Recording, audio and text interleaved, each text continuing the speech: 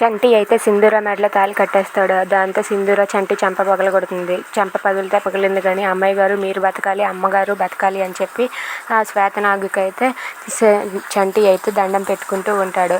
ఇక అమ్మవారే అక్కడ ఉన్న చెంచలమ్మని కాపాడుతుంది. ఇక ఆ శ్వేతనాగు తిరిగి వచ్చి సింధూరకి పడవకుండా ఆ విషయాన్ని అయితే తిరిగి తీసేసుకుంటుంది. అది చూసి చంటి అయితే ఆ తల్లికి దండం పెట్టుకుంటూ ఉంటాడు. నా భార్య పని నేను చేస్తాను అని చెప్పి చంటి అయితే ఆ అభిషేకాన్ని పూర్తి చేస్తాడు. పూర్తి చేసి ఆ తీర్థాన్ని అయితే తీసుకుని వెళ్ళి చెంచలమ్మకు ప్రాణం పోస్తారు. ఇక దాంతో అక్కడ ఉన్న చెంచలమ్మ అయితే స్పృహ వచ్చి లేస్తుంది.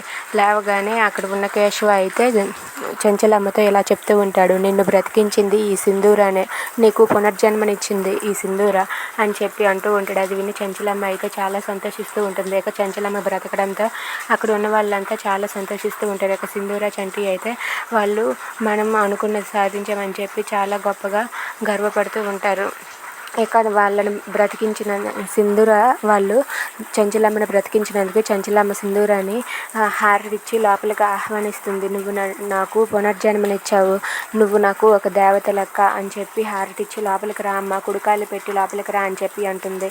దాంతో అక్కడ ఉన్న వాళ్ళ వదిన వాళ్ళు ఏదో పెద్ద గొప్ప ఘనకార్యం చేసినట్లుగా చెప్తున్న వదిన అని చెప్పి అంటారు. ఇక హే అడ్డు తప్పుకో అని చెప్పి చంటిని పక్కకు తోసేస్తారు. ఇక సింధూరతో పాటు చంటి కూడా ఇద్దరు కుడికాయలు అడుగుపెట్టి లోపలికి వెళ్తారు. ఇంతలో సింధూర పడిపోతూ ఉంటే తన తాళిబొట్టు అయితే బయటపడుతుంది. అది చూసి అక్కడ ఉన్న చాముండి వాళ్ళమ్మ ఒక్కసారిగా షాక్ అవుతుంది. Thanks for watching friends, please subscribe.